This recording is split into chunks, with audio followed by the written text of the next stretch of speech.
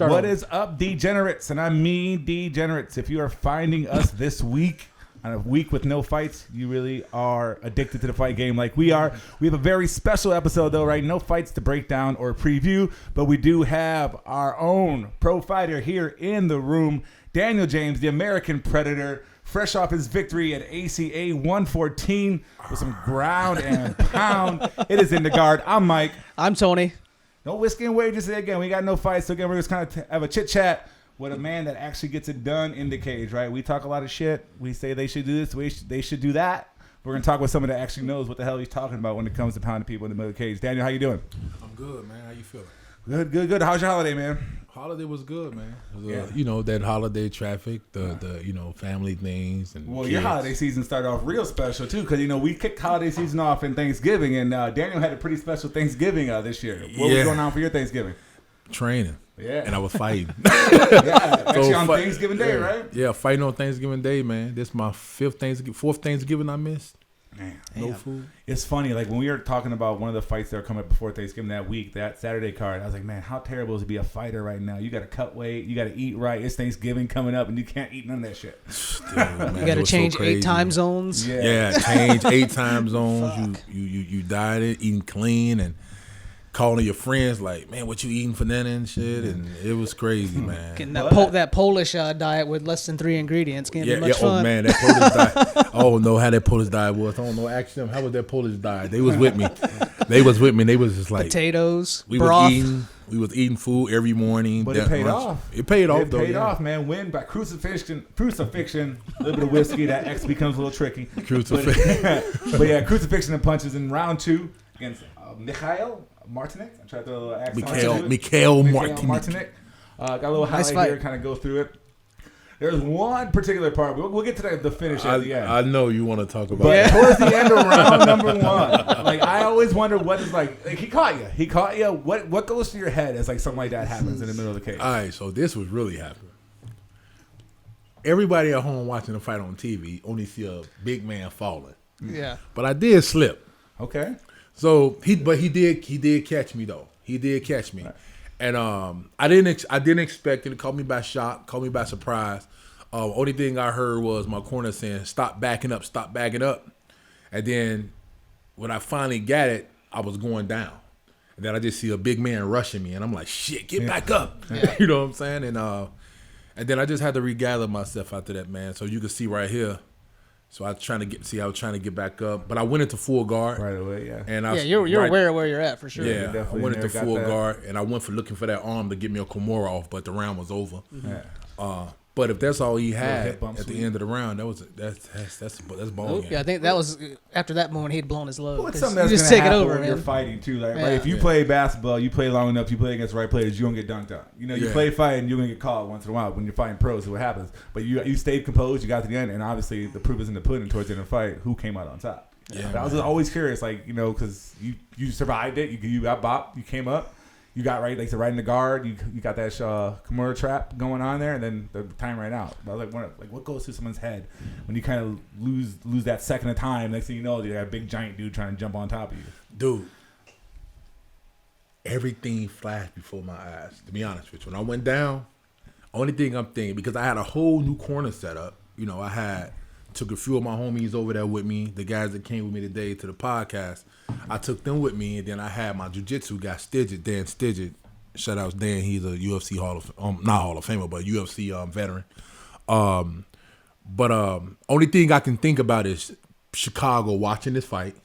Everybody that know me just watching this fight, and they just see me on the ground. I know everybody at home like, oh no, D, no, it can't go this way. Not on Thanksgiving, and I just hear the guys saying, "Get up," and then I just paid close attention to the clock and said, "You know what?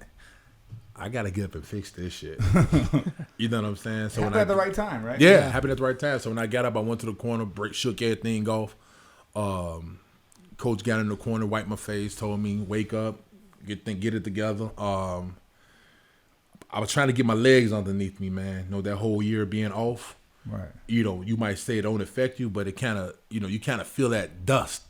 I'm like, okay, I know I'm still seasoned, but I kind of felt that tightness, but that damn punch woke me up though.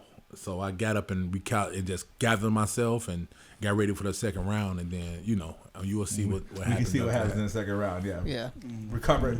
Obviously, wasn't rocked too hard. What happened in round number 2? Yeah, I was shocked with the power. I was shocked that the power wasn't as much as I thought it would be. Mm-hmm. You know what I'm saying? Well, it's always say those ones you don't see coming or what gets you, Yeah. Well, especially too, like you got to know, like you're going overseas. You're a road game for sure. They're putting you up. They're hoping you lose. They're like you. That's the game. You're the only one in your corner. You and the people you brought with you there too. Right. That's the game. Yeah, they're trying to give this guy a win on his record. Right. So like, yes, it's even more like working against you. The fact that you came up on top again. Look at right away at the start of the round. You were definitely with it. But yeah, I saw that. I was watching. Did the game plan change when you were in the corner? Game plan changed. Yeah. So what I wanted to do in the first round actually. I was planning on going 3 rounds. I wanted to really just go back with the UFC this year and just make a statement and just say, you know what, let me play around. Not play around, but like mean business, but like let's see how deep I can take him into this water. Right. But I started to see him breathe, and I'm like, well, his cardio sucks. And the night before, I looked at film, and every American that he fought, he had a problem because American, we got real big boys. Mm-hmm. You know what I'm saying? Like, and then so when I got back up, I said, let me just apply the pressure. And when I applied the pressure, I put him on a cage, which I love to be on the cage. So most guys put me on the cage. It's like, I'm home. Mm-hmm. You know what I'm saying? So I wanted to put my weight up on the guy. He kept trying to pull away. So I dropped every time he pulled, I dropped my weight. It's like taking a takedown. So you get fatigued fast as hell. Mm-hmm. So I wanted to test his gas tank. And when I saw him breathing, I started getting him that Conor McGregor shoulder joint. Yeah, I saw that. You know what I'm saying? I don't know much about MMA, but I know from grappling, that shit's tiring as fuck right there. That looks like nothing is going on. It looks like tiring. they're leaning on each other, but that's way more fatiguing. Some nice knee shots there. Them hitting the quad with those knees. Dead leg. That weight up there is not fun. Yeah. So I just wanted to just keep him on the cage, and I that would have been the dumb decision.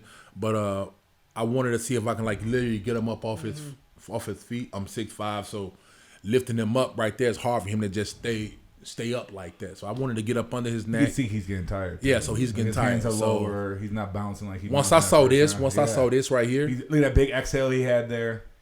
That's when I really just say, you know what, let's go. Yeah, he's done. You can see the wind is gone. Yeah, you look just as good as you did in the first round. Yeah, he took another big breath there. He's just trying to finish the fight. So I'm just really just countering everything he throw now. So whatever he throw, I want to counter it. I wanted to throw a real right hook right there, but I didn't want to finish the fight like that.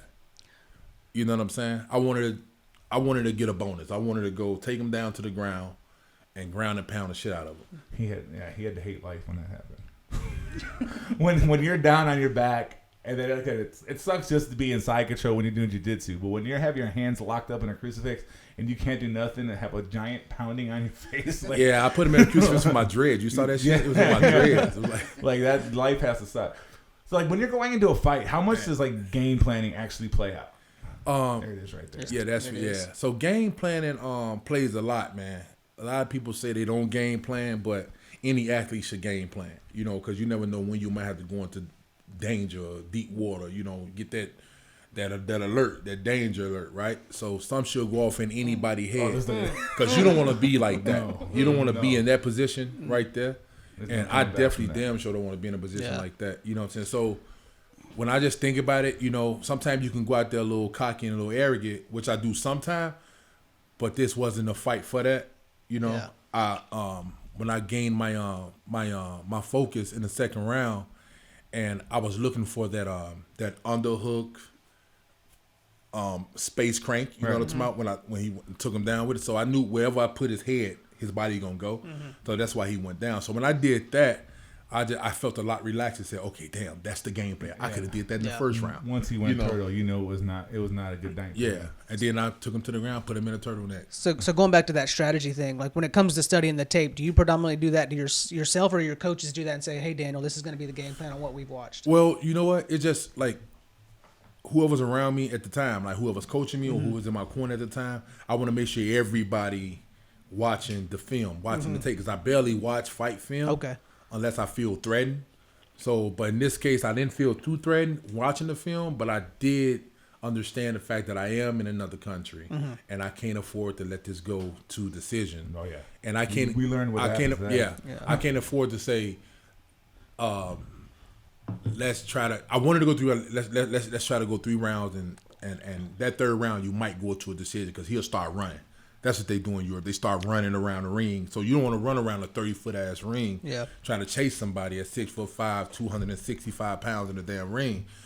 You get tired. You know what I'm saying? So when I'm watching the game, the fight film, I just want to make sure everybody in the room getting a feel of what I'm looking at. So first thing everybody said was, "Oh, his cardio." For he said it, and he was like, "Oh, his cardio ain't shit." So I'm like, "That's what I want. That's what I wanted to hear." I didn't want to hear them say, I didn't want to hear them say, "Oh man, you can whoop him, D." Well, we know that, but the thing is, I wanted them to pick out something that, you know what I'm saying, that I was thinking about, cardio, and I understand the heavyweight with cardio can go all the way. Yeah, he was gassed. As a personal trainer at that point, like, take a break. Yeah. Like, you can see it at the second time against that cage. He wilted. He's like, I don't want no more of this shit. Conditioning played a big part in this fight. I mean, it had to be a good way to close out the year too. Right? I mean, great year, 2020, crazy ass year. Yeah, man. Coming off 2 like losses that, like the fight before that we talked about with the decision. With the decision. I'm watching that fight, and that's not just playing home team right now. I don't know how anybody saw a dude win that fight. The referee had it out for me, man. Yeah. He had it out for me, man. At the very least, you call that thing a draw. Yeah. The fact that he won the fight, no way, unanimous decision. Yeah, too. The must have been Chris Lee over there. Yeah. Was Chris Lee judging that? Yeah. Man, that shit was crazy. That's the Brett Martin fight where you're pretty much winning that fight all the way through and then get caught with the illegal knee at the end. So that's the disqualification fight. Yeah, They to come off that and get that big win and get yourself back in that momentum, man. That had to be good. And how does that affect you in like in the organization? Do they talk behind the scenes about like where do you go from here? You know, you had that disqualification. Obviously, you're whipping the guy's ass. But, so it's not a loss. It's not a loss. Because the thing is, the right people viewed it. You know what I'm saying? It's just like some people viewed this fight and the disqualification fight that I had, and the Ruslan fight. Coming back to the U.S., a bunch of people in the U.S. kind of viewed it as some organizations, and they were just like, "Wow, this guy should have no way he should have lost." You know what I'm saying? But especially that Ruslan fight. It's whatever. It is what it is. What they're looking at. And but they looking at the how active I was in the ring, and they looking like, well, we know the disqualification fight. It had to be some shit going on with that because there's no way he should have got disqualified. Because we played that shit in slow motion so many times. But the referee, man, I said to this day, if he on my Instagram, the referee had it out for me. Because he came in the back, I'm zoned out, and the referee came in the back and said something to me. I say something back to him, but he wanted to get aroused, like he got an attitude. And one of my coaches said something to him. And when the fight came, the referee said so many things to me in the ring that a ref shouldn't say to a pro athlete.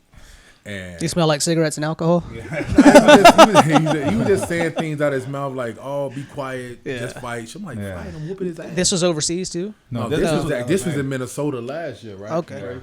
Minnesota last year. This is in Minnesota last year. Tournament, right? Yeah, we fight for the LFA tournament. Okay. Shout out to LFA Air Source. I put the heavyweight division to work. Yeah. You have fun. You know what I'm saying? So going forward, like, what are you thinking for 2021? How many times you think you want to get in that cage? Man. What are you thinking about fighting? Like, you're basically a free agent right now, right? I'm signed. I'm signed to ACA. I signed a multiple fight deal with ACA. But it just going all the way over to Europe fighting, it was kind of a bother. Yeah. And going over there last year and losing that split decision was bothering me too. So going back over there this year was a mission. Even though I was signed to a contract, I wanted to show them that, like, hey, listen, I'm worthy. I'm one of the best heavyweights in the world. Give me somebody. Give me somebody that y'all want to send up to the top and be champion for y'all division. And they gave me that guy, and he was being groomed, I guess. But I went in and stopped him. He learned. So, you know what I'm saying? So he learned. He come in, he was 9-1 or 8-1. So they definitely had plans for him. And then and that was a DQ though. He was actually 8-0. You know what I'm saying? So he's a good fighter. So the fact that you went in there, they were trying to get him going, and you stopped his. And I stopped his ass. There you go. And all that entails, like, when you getting ready for this fight, how soon did you have to be in Poland? Like, how early did you get there? Man, dude, you know 10 what? days out, a week, 2 weeks out. I had to get there 6 days, 5 days. Were you even adjust? 6 days out. Were you even acclimated to the time change? Well, at that point, going over this time, I was more acclimated. Okay. Still not 100%, but I was still acclimated because the thing is I spend more time telling them not to go to sleep. Yeah, telling my guys that went me, don't go to sleep, don't go to sleep. And then you know it's rough when your boys walking with you and they sleeping and shit, walking damn there. And I'm really like, man, don't go to sleep, don't go to sleep. But I was able to stay up and then get sleep, and I woke up on their schedule. I did everything that I was supposed to do according with like the itinerary that they wanted. And I was just ready to just get this over with, man, so I could head into 21, man. Yeah. I'm like, let me finish this out strong, because 2021 is about to be the season of beatdown. I'm not just beating them, I'm just going to beat them down. So they have any idea what they want you to fight over there, or any I got an idea who I think I'm going to fight next, because the thing is, I'm in the rankings ranked really high, so I think I'm going to fight probably the number 4 guy. I can't pronounce his name. It's Russian or Chechnya or something like that, but it's Smovie or something. Ends in a V. But anyway, that's Anyway, that's who ACA gonna give to me, and I want him. So I just want to show them that whoever they put in front of me, is gonna be worth it. You know what I'm saying? Hopefully hopefully COVID will be fucking, uplifted a little bit. We can go to we can get some crowd, because they pack their houses over there. You talking about 80,000? Damn. You talk about they pack it. So I'm ready to just look at this and put this behind me and get ready for what's next for 2021, because it's about to be a slam year. Yeah, man, gonna be a big year for fights in 2021 too, especially MMA, man. A lot of big fights coming through. Yeah. And especially the heavyweights. Heavyweights are up and coming right now. We kind of talked about before on one podcast how like there's a lot of guys, especially even in UFC, who aren't ranked right now, and they're starting to grow up. That older class is kind of starting to shape out a little bit. Yeah.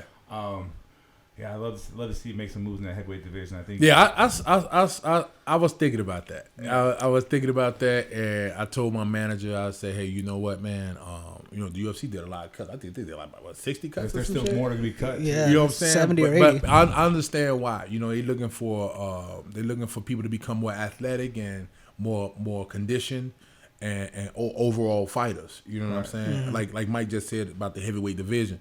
The heavyweight division used to be the most watched fight. Everybody want to see a boxing big weight too, throw something hit. Same. When heavyweights are on, like this fight is huge. Yeah, and I always told you that I didn't want to be that heavyweight that just go in and you want to say, oh, he's just going to throw the knockout punch. I wanted to be the heavyweight that go in and wear and tear you and destroy you. You know what I'm saying? Beat you up and then knock you out. You know what I'm saying? I want to show a lot of athleticism, a lot of energy, and a lot of condition. Right. You know what I'm saying? 'Cause a lot of heavyweights don't have that. You know what I'm saying? But I look at this UFC heavyweight division. The week that I fought, those heavyweight fights. The week that I fought, that whole prelim, I would eat everybody up on that. Yeah. Let's say, how do you feel about that bottom end heavyweight division? Like from watching this, I'm like, I think you can definitely compete. I think for there's sure. one name that comes to all of our heads right now. Yeah. A man, that was starting too much beef out there, but man named Greg Hardy. I'd like to see Dana hop in that cage with and do a couple things with. He might need to take his asthma pump. I ain't playing. He brings that cardio, we're gonna whoop him. He can't bring the cardio to the cage. A big cage like that, nah. And over in Europe, man, the talent is a little different. You know what I'm saying? Like those guys are in. Listen, he might have like some guys don't have a gas tank, but those are athletes over there. Well, not only that too. Like we kind of talked about it with Greg Hardy. He kind of got fed.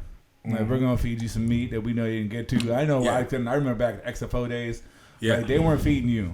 Like they never fed me. You were never going to that, soup cans. You never were getting these fights. Like most regional fighters get. They're not gonna fight anybody till they get to the big show. Yeah, everybody just gave me. Like you were going from day one, fighting the best available to you. Yeah. Who's next? Give him to Daniel James. I'm like, God damn, man, I get a bun of bread or something like that. You go home and you tell your homies, they like, man, you were fighting Curtis Blades before it was cool. Yeah. Right. You know what I'm saying? Like, me and Curtis went at it when we was just the two top guys here in Chicago. We was in the gym one day and asked us to fight each other. And we was amateurs. It's a cool video, man. We had more fans at a damn amateur showcase in Chicago than anybody ever had a proper fight card. Yeah. And we had fun doing it, though. Right after that, we went to New York and fight together. You guys still talk? Yeah, we talk all the time. Me and Curtis talk all the time. I want them to give him a title shot. I think he's being cheated out of that. Well, I mean, Curtis doesn't have the most entertaining style for sure. And plus, you got to give Francis that shot first. Obviously, he only got. I would say he has one loss because he lost to Francis twice. You know what I mean? So like, give Francis that shot first. But like, but John's gonna cut him in line. Yeah, and see, that's the trouble. Yeah. You got John Jones, somebody that stands up and scratch their knees, right? And just athletic freak of nature. And I don't see nobody beating John Jones in whatever division he goes to. Even Francis? You think Francis rushes on him? I think Jones outpoints him. It outpoints him. Well, if he goes longer than a round, I'm going to leave Jones is not about to sit up there and go. The thing is... He's got an 84-inch reach, doesn't he? 81? Yeah, Jones has the biggest reach ever. Jones is longer than Francis, That's crazy. John Jones reaches like Kevin Durant, and he's a 7-footer. Yeah. I mean, obviously, John Jones is one of the greatest, if not the greatest of all time. He's the greatest of all time. Francis just has to touch you. Yeah, yeah, man. But you know what? It's like that. But the thing is, sometimes you can't touch nobody. Yeah, that's true. You gotta fight. Yeah. Look at Stipe. And honestly, I think that fear it probably would make John better. When you're a little bit afraid of that power, like I think at light heavyweight, he started catching up to him. You might see he wasn't afraid no more. Yeah, like he was. They were kind of step downs in competition where he was fighting, but like now he can't do that. You would think he'd go back to like some of that wrestling of his though. Like, I think that's what I think that'll be a la old Jones. Tiring as hell. But I think a person like John Jones fighting against a guy like Francis, not taking anything from Francis. I like Francis a lot. Playing on training with a guy, and, he works out with a buddy of mine down in San Francisco, Carl. And I definitely want to get down there and get some rounds in with those guys. Also, jumping the gun because Francis got to beat Stipe. He already lost him one time. Yeah, he lost him. Stipe is what the heavyweight division needs to see. Right. He's athletic. He's tall. He's well-rounded. He can box. He can wrestle. He's not a one-dimensional fighter. I look at him more of a freestyle type fighter. Yeah. I don't put him in any categories as being like a ground guy or a striker. He's tough as a motherfucker, I just think he's a well-rounded martial artist. Star hair now too. He's master of many arts. Yeah. You know what I'm saying? And I just think he just got so much in his itinerary. And he's like, he can tire the guy out. He can walk him down. He can play the game. He can fight backwards. Yeah. Like, and that's something, fighting backwards is hard for a lot of guys going backwards fighting for a heavyweight. The thing with Stipe too, it's so like there's not that one thing. You don't have to worry about his knockout power, but he can knock you out. You don't have to worry about his wrestling, but he can wrestle. He'll tap if he got to tap. Like, there's not really one weakness. He's like just good at everything. Yeah, man. He's just really no like superb skill off the charts, but he's good at every area of the fight. And is there any one up and coming heavyweight you got your eye on that you're like, this guy? Man, we just talked about that the other day, actually. Man, like maybe really? Like the likes of Romanov, Tom Aspinall. Who else is in that division? What's Espino? Juan Espino, yeah. Juan Espino? Yeah. The Spaniard. That's my boy. Yeah. That's my dog. Yeah, he's sharp. That's why he can wrestle. We was at we was down at Vegas. Remember we was at Vegas for the reality joint?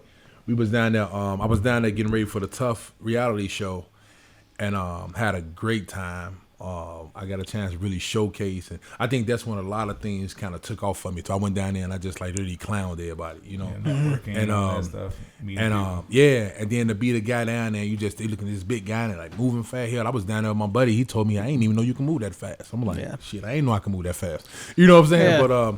But me and Juan was he was the first guy they gave me. So me and Juan, we was already boys. I trained down American Top Team for a little bit, and he was down there training, and he's really good at jiu-jitsu. Yeah. Did you work with my long lost brother Phil DeRue? Oh, that's my man. Phil did my conditioning. Yeah. Phil did my conditioning, man. Shout out to Phil. Phil's a beast, man. Yeah, man. I do some of his workout videos. Phil is a beast, man. Good YouTube channel. Yeah. I worked out with Phil hands-on when he first got the American Top Team, really, and he trained King Mo like clockwork. King Mo probably he just won by the MMA awards the trainer of the year. Yeah. He should have got that. He should have got that. Yeah. He opened my eyes up to a lot of that stuff and just the aspects of staying in shape. He got all type of stuff for power, developing power and punches, stronger hips. Yeah. I do a lot of these things to strengthen my hips too.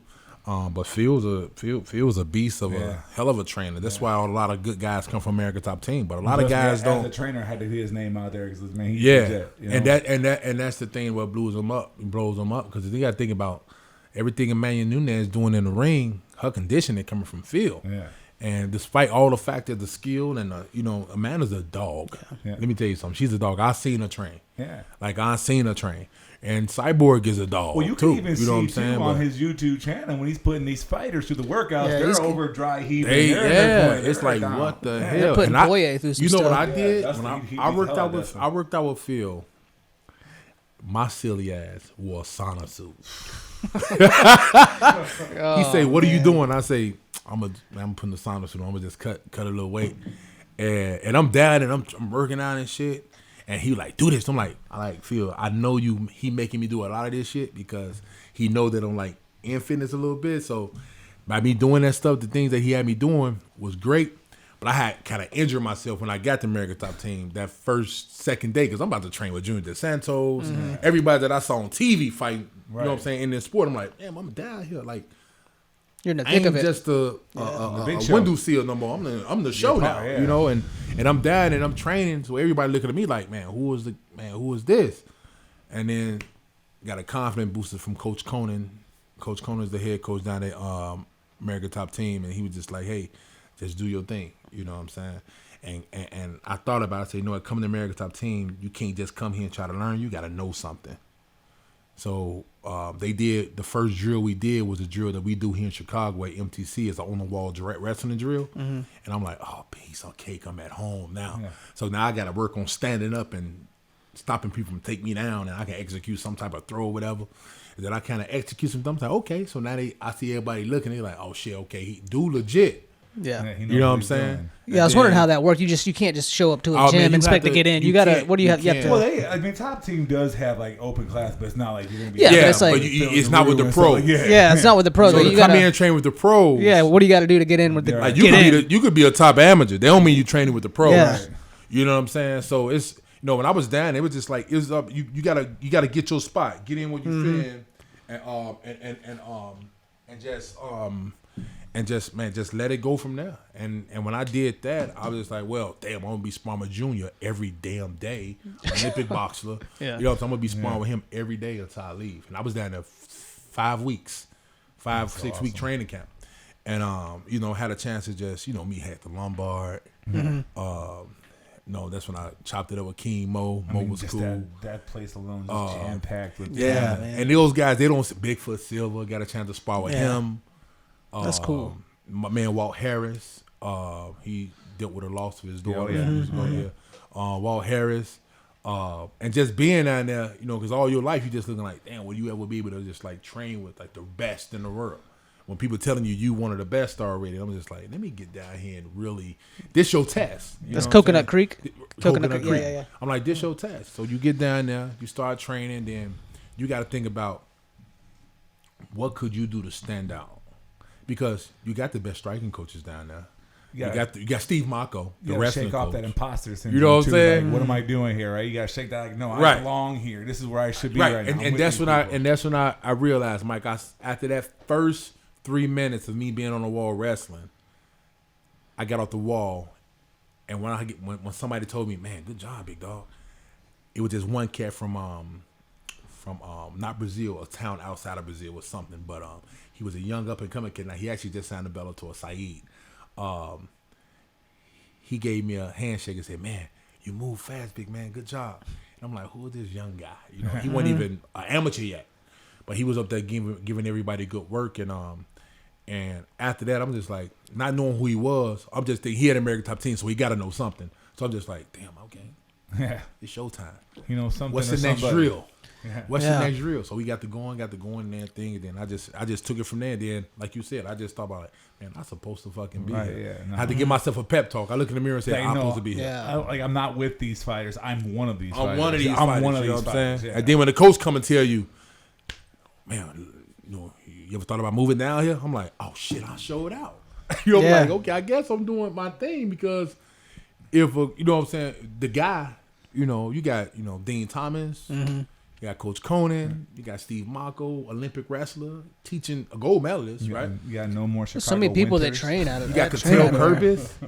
Cattell Curtis teaching the Muay Thai. Macaron. All Burns do the jiu-jitsu down there. Man. And I'm looking like, oh shit, I'm about to absorb everything down here that's good to put into my arsenal when I get back to Chicago. And anybody I fight, I'm going to create my own top team in Chicago. Wherever I train at, people are going to follow me. And that's what I wanted to do. And that's what I started doing. And started to get a lot of heavyweights to come to train with me here in Illinois. So how long you think about fighting? That kind of made me think of that when you talk about starting your own top team and doing all that stuff. Well, hold on, repeat that again. How long you think about fighting? You say you're talking about starting your own top team and going that same way. So like, well, I know we ain't old, but we ain't young either. We ain't old, we ain't young though. No, what I meant about starting my own top team was just like, being the guy here at my, me training at MTC. Yeah. I want MTC to be my top team. I want I get that, but I'm just trying to think. Like, what do you have any thoughts? Like, how long you want to? How long you want to do this for? That's to be honest, that's a good question because I've been thinking about that. I want to do this. I want to kill shit for 2021 ACA. Yeah. Do another contract. If the contract nice, you know what I'm saying. I do that again. If something happened, I come back to the States and fight for somebody else, maybe UFC Bellator or somebody like that. We'll think about doing something like that, but I wouldn't, I wouldn't push it yet. Yeah. You know what I'm saying? We waiting on a bunch of things to happen right now, but right now ACA is the home, and I just want to take advantage of what I'm doing with them for 2021, and whatever happens after that. Happens because right now, the title is being held by one of my training partners, Tony Johnson.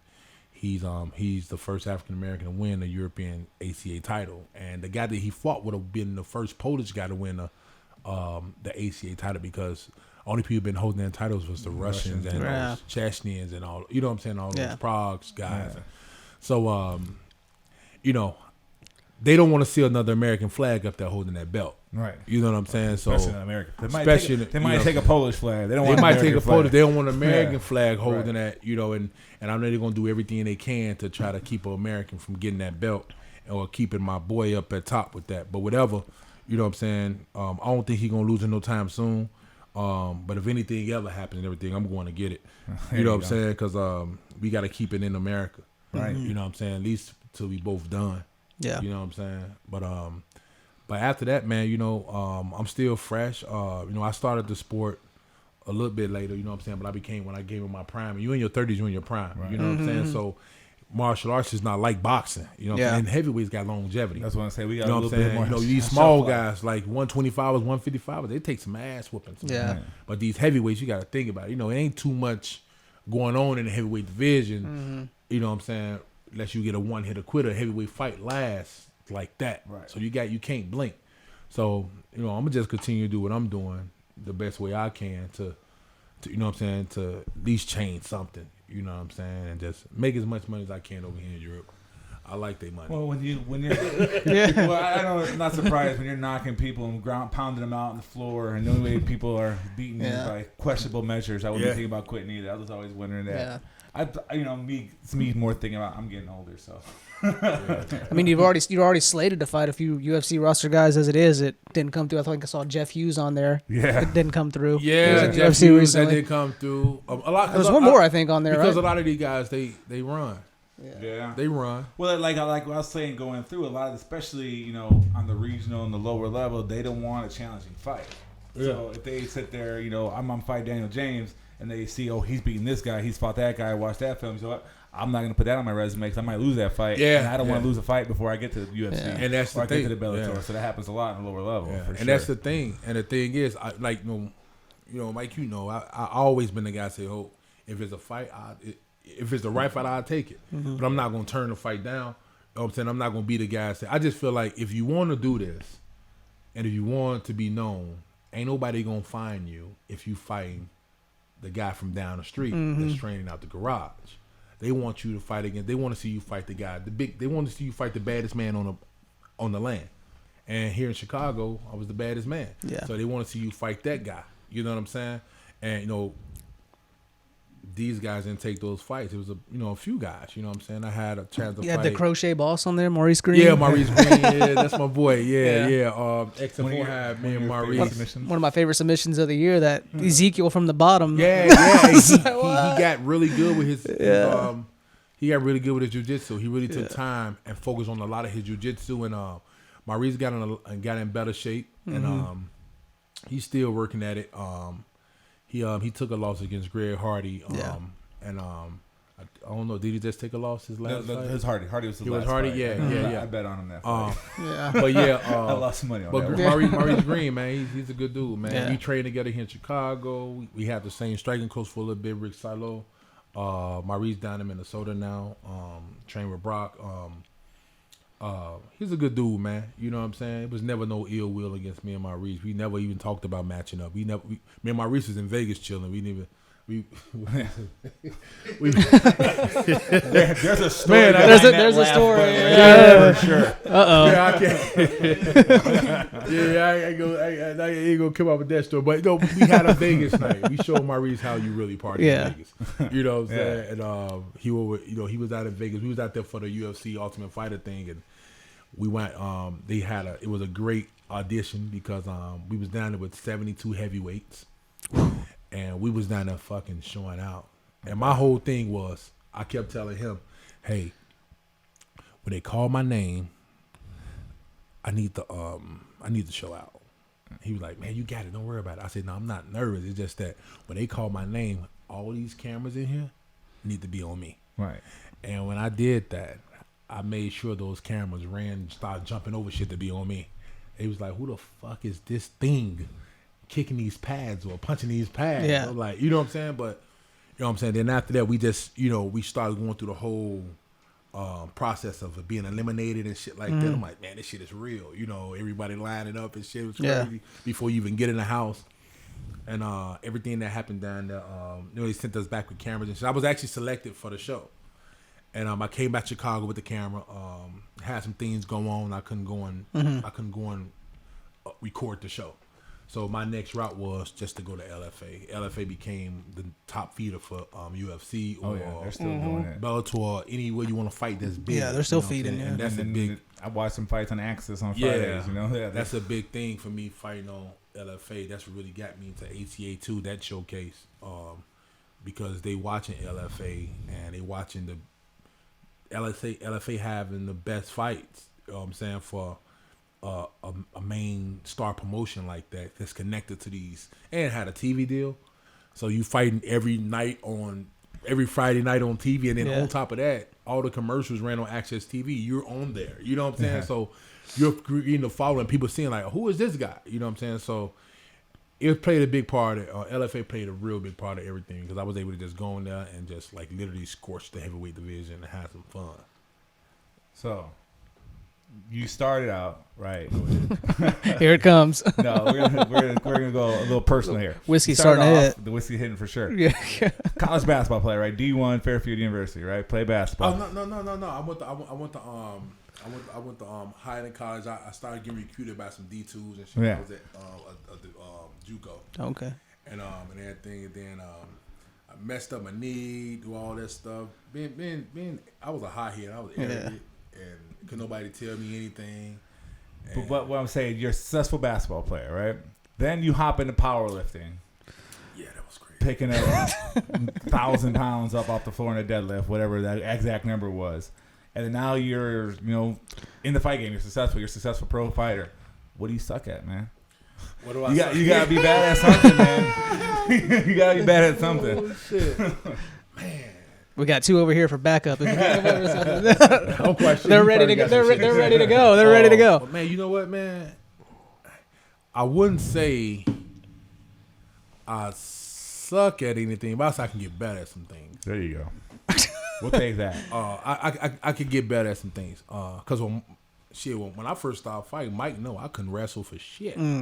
Right, work ethic was a little. You know what I'm saying? I had to put him through some workouts sometimes, and he got a little bit during our workout. I was back when I was doing CrossFit, so I was doing crazy shit for my workout. I remember that shit. He was like, hey, "What are you doing?" We work out with you. Like, what? Okay. We did a fucking Murph. Yeah, we did Murph. Me, you, and we did a Murph. We did 300. We did a couple friends throwing it out. Like, is this necessary? Yeah, we just doing crazy shit. But people just watch. You got two big boys in the gym getting it cracking like that. Yeah. That everybody want to train with too. So you know what I'm saying. So they see us working out. I'm like, man, what the fuck you got me doing? So yeah, that's all I know is I got to do 200 pull-ups. What the fuck? Pull-ups. Like, I just started doing pull-ups. Yeah, I do not work out like that anymore. I'm like, I work out, I exercise, I do my lifts, I do all that stuff. Not like that no more. Pull-ups, box jumps. There's no timer anymore. Yeah. I'm like, what? How long we gonna be doing this? She said, well, we got 15 minutes on the clock. Fuck you mean 15 minutes on the clock? You can done in 15. Let's go. So it's kind of, you know. So much in 15 minutes, but we was finishing so fast. But the thing is, I'm like, man, Mike, I can't. Because you're giving your all for 15. And giving your all for 5, how tough it is. So it doesn't then, matter how long it is, depends what you're doing. And then but you know what? All that stuff that we was doing was premeditated to what I'm doing today. Like the work ethic, you know what? Go back to that question. What I suck at? I think I suck at accepting the fact that some heavyweights don't want to fucking work hard. You know what I'm saying? When you're so big, it irritates me. Yeah. It irritates me just to accept that. I suck at accepting it. I can't. I suck at accepting the fact that if you're gonna be around me and you want to use a phrase I can't or I can't train today, when I'm looking like I got a family. Yeah. Like I got friends.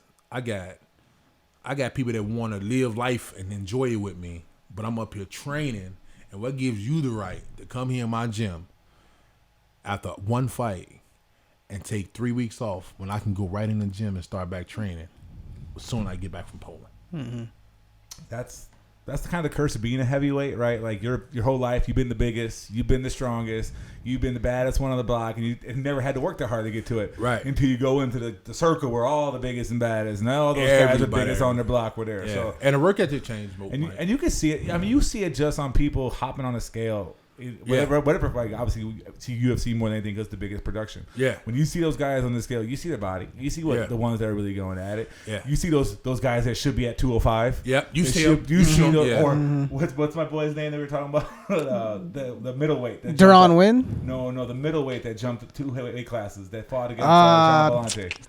He has some skill though. Yeah. Collier. Collier. Collier. Yeah. Like you see, that's just not working. That's just not, because there's a difference between getting hit by a 265 guy, right, and get hit by a guy that's 185. Right. Yeah. I can train with 185s all day and move around with them, but to get hit by 185, okay, cool, but you get hit by a 65, right? A true it's a 65. whole different. Somebody that wear 3X gloves. Yeah. It's the consequences. Is you know what I'm saying? Here, what's the size of the fist to the face, right? You know, they cut my glove in the back just to put my hand in the glove. Yeah. So I'm looking like, damn, man, true. Yeah, you can't just hit nobody. You know what I'm saying? So if they had a super heavyweight, you probably could fight in that one. Hell yeah, you know? Yeah. Be the most fitted super heavyweight out there, but that'll be a shit show because the thing is now you're like you just beating up on the fat boys. You know what I'm saying? But the thing is, like Mike said, get some tanks, you get some Brock Lesnar's up there. Brock Lesnar will be up in that 2 heavyweight class. Yeah, because some of these heavyweights is walking around. It was like Greg Hardy almost didn't make it. Yeah, he almost didn't make it. Yeah, and my biggest cuts, man, my biggest cuts now I cut from like 280 or 275. We get to see it too, you know just you sitting right here Yeah. in between fights compared to when you used to be in between fights. Yeah. Like I said, I saw the up and coming Daniel before he's getting with the pro life that you're living now. Yep. And you sitting right here, literally like you're ready to hop in the cage right now. Yeah, and I want to make sure I'm staying There's like no that difference. too. There's no difference. I want to between make fight Daniel and off that fight. I want to make sure that when I get out the cage, I'm looking at you to call in another month or two, just because, or you want to be ready to go. But when you become more of a seasoned fighter, and you know, my buddy pointed that out to me the other day. We was working out at Lifetime, and somehow he just stopped and asked me all these damn interview questions on when we get back. I'm like, what you just asked me? He said, what's the difference between Daniel James today and Daniel James? I'm like, man, why you asking me? Now you got me thinking this shit while I'm up here working out, you know. But it was a real question. You know what I'm saying? I'm just like, wow, that's a real question that I need to have an answer for. And I thought about it, and I thought about the maturity of the fighter. You know what I'm saying? And like, you know, you remember the early days when it's the Sears Centers. I'm just beating everybody up, just going for it, boom, boom, boom, boom, boom, fight over it. Oh, you beat them up. It was brawling. Right. But that shit right there gets you knocked out now. Oh, for sure. You know what I'm saying? The people that you're fighting now, you're fighting high level guys. Right. And so you fighting these high level guys, they used to seeing that Russian shit. So it's just like everybody ain't scared of the big body no more. You ain't the bully no more. You know what I'm saying? You know, you're the guy that people wants to take out because you are the big man. You know what I'm saying? Like, I'm a heavyweight. I'm a real heavyweight. You know what I'm saying? So, like, there's no way I'm fighting at 205. No way. You know what I'm saying? That's a 3-year cut. Where somebody like you probably could, you know? Like seeing the size disparity in you two. It's like, you probably want to go down to 205. Yeah, that's a fight. Big cut, man. Yeah, that's a huge cut. You know what I'm saying? But the thing is, I wouldn't even put myself in position to do that. That's when my thing is, I want to use a sport for what I've been using it for. You know, the platform. I like to use a platform not only for just fighting, for just like whatever I can do to maybe inspire somebody or some shorties or everybody ain't going to the NFL or NBA or whatever. You know what I'm saying? But not knocking them. You know what I'm saying? But the thing is, to work at to get MMA, the training is different from any training on the planet. And the crazy part about it, only people that get really good training, rough training like that, is tennis players. That's crazy, ain't it? Wrestlers. Yeah. It's the same thing. Outside of combat. Right. I'm talking about outside of combat. Yeah. I just realized a tennis player gets some hell of a training. You know what I'm saying? Well, those like individuals for sure. Like, you know, those are different individuals. Because they're just staring at you. You can't hide in the group. Right? Yeah. So when you're preparing for a fight, what's a day in the life like? Like, when's your day start? When's it end? What's the schedule? Man, my training for a fight, at least 5 days out the week, my day started 6 or 5:30 in the morning. 5:30 in the morning, faster cardio now, just to boost the metabolism. Go home, drink me a black coffee. Sugar is out of the question. Yeah. Get up in the morning, prep my meals, what I'm gonna take with me today. That's just the way I get my mind ready instead of getting somebody to prep my meals and bring them to me. I tried that shit. It irritates me. Yeah. No knocking nobody for bringing me food. That's cool, but it's my way to focus on the fight. So prep my meals, take 2 meals with me out the house. Go back to train at 10 o'clock for boxing, 10 to 12. After that, go relax a little bit. Maybe go to the gym, train a little bit with people. Then I go do a physical workout, strength training, conditioning. Run a few miles. I became a big runner. I actually did my fastest mile I ever did. I did a 6-minute mile. Damn, that's moving. The day before the fight. I ran it at 15 miles an hour. I was proud of my 720. Yeah, I never ran a 6-minute mile. I ran a 6-minute mile. Get up and do cardio. Then I go do the weights. Then I go do I'll do wrestling. I do wrestling for an hour and a half, 2 hours now. And then I'll do some pad work, and then I do and I maybe hop in a jiu-jitsu workout with one of the jiu-jitsu coaches. So I go from doing 2 a days to 3 a days, and I option to 4 a day. Shit. So I'm eating like a tank throughout the day. I can only imagine. Shit. You know, I was never able to put all my calories in. So now I'm trying to put all my calories in now. If you sit up here and ask like how many calories you taking in, it's like you say 3,000 to 2,500. You're like, oh, it's not a lot. No, I eat that when we're doing jiu-jitsu, and I'm like small. I can only imagine what you eat. So, 6,000 probably. So my calories need my calories need to be up, because the thing is, when it's time for you to cut that weight, and you ain't got nothing in that tank to really just use for that cut, it gets hard, man. Especially your body fat gets so low. This last fight, my body was so conditioned. My body fat had got down at weigh-ins. I had got down to 7.5 or 8.0, something like that. 265 pounds. And they was I just see it. I'm walking in breakfast, and I just see like, whoa. Yeah. You're like, he looks different this year. Mm-hmm. Yeah. You know what I'm saying? And they saw my boy that was training with me, Tony Johnson, that fought for the championship. They saw his body. Yeah. So they're like, damn, these guys was training together. Right. So they like, oh, they coming down here to wreck some shit up. You know what I'm saying? So they watching us, and I get some compliments from from Brian Lacey. He's a reporter over there in Europe. I see the guys that run ACA. I see them just talking, like, just making little talks about it. They never had any conversation with me. You know what I'm saying? I didn't even know they speak English. But now it's like, hey, good job, bro. You look good. You know, I'm like, oh yeah. They see the conditioning. Just like you said, you can tell what a fighter is when they get on the scale. And when I got on the scale, I wanted to be the biggest, leanest, and baddest motherfucker up on that scale. And I wanted people in the crowd to be like, what the fuck is that? I didn't want to be a human on the scale. I wanted people to look at me and say, what the fuck is that? Did this something from Area 51? Yeah. You know what I'm saying? That's what I wanted people to see. And RH negative. You know what I'm saying? RH negative. You know what I'm saying? So So, but yeah, we'll talk about my aliens conspiracy. That's pretty much a day, man. 2 to 3 to 4 optional. Eating right, and cutting everything out, cutting away the sweets. No alcohol, no sugar. Sex, no sex. Sex before a fight, yay or nay? I do better when I get sex before a fight. Yeah, that's supposed to be like the testosterone raise up. Well, I actually do better with sex. Well, the old school guys would tell you, like the old Hicks and Gracies, if they would abstain from it. Yeah, but the women went around like that. Yeah, the women they'd have all that temptation. Yeah, that's the true. Women look like they look these days. They was wearing big jeans and shit. Yeah, that's true. Now everybody wearing leggings and bubbles. Doctors used to put leeches on you too. So, Yeah. So he's got too much blood. So I feel like you'd be more relaxed. You'd be less stressed going into it. Relaxed, man. I feel like I'm on ice skates and shit, like a Nancy Kerrigan or something. You know what I'm saying? How long is your ideal camp? Like, obviously, you take a fight on a week's notice. We know that. But I'm saying, like, if you had your perfect world, how long would you want your camp to be? Give me an 8 to 10 week camp. 8 to 10 weeks. 8 to 10 week camp. If I get a fight so far out, about 12 to 13 weeks, that's a blessing. Yeah. But an 8 week camp is a blessing too. But a 12 week camp, that's pretty much a golden camp for any fighter. You know what I'm saying? Because you got to think about it. You know what I'm saying? Boxers train 6 months maybe for a match, right? 1 or 2 a year. Yeah. They maybe 1 to a year. Yeah. MMA fighters, we can fight.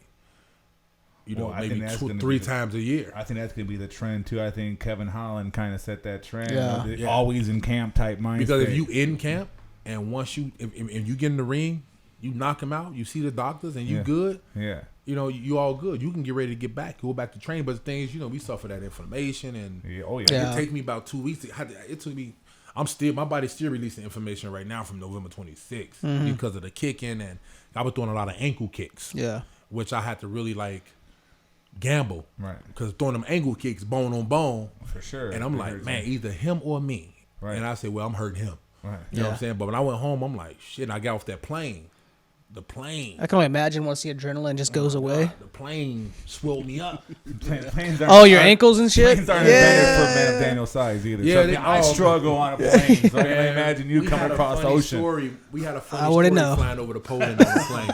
So, I'm lounging in economy like, what? So flying to Poland on the plane, we had a funny story. So all three of us sat in the same seats in the same row. Yeah. Now imagine I'm 6'5". Mm-hmm. He's 6'2", he 5'9", and he 5. I'll give him 6 foot. He be telling me he's 6. I've been knowing we grew up together, so I'm gonna tell him he's 6 foot today. No, but that's not. But anyway, but we in the same row, so he's like, "You good? You okay?" I'm like, "Yeah, I'm good." Then this lady in the front chair just leaned back. Oh no! Just boom! Some came over. I just grabbed the chair. What I do? I just say, "What the fuck are you doing? I got a fight coming up. Don't my knees." And they just laugh. And they like, "You just shook that lady." I'm like, bro, I got a fight coming up. She don't understand. She probably even understand what I'm saying. And then she's lucky she getting off with this shit. Then you got to be on a plane. You can't eat no food. You smelling everything that they eating. They bringing out airport. That's because you're cutting weight, huh? I'm cutting weight. Only thing I have to do is drink water. I drink like 3 gallons of water on the plane. And what's that with weight cutting with being the elevation of the plane and stuff like that? It affect the weight cut. Oh, yeah, I'm sure. I imagine the water retention. Yeah, you hold water. It affect the weight cut, and then on top of that, another thing that affect the weight cut was the steam. Oh yeah. Instead of a dry sauna, I did a steam a little bit. I wanted to get kind of absorb some water. I absorbed some water because my body was so vulnerable. Yeah. I couldn't even put ice in my mouth. It was just taking it in. Taking it in. That's and they was telling me, stop eating that ice. I'm like, this shit is so good. You understand? Like you just when you couldn't weight like that, because we cut our water the night before. Oh, I believe it. And then in the morning you want to get up and probably say, no, let me just run a little bit of this fluid up out of me and everything. So I did some pads and I got on the treadmill. I said, no, let me just.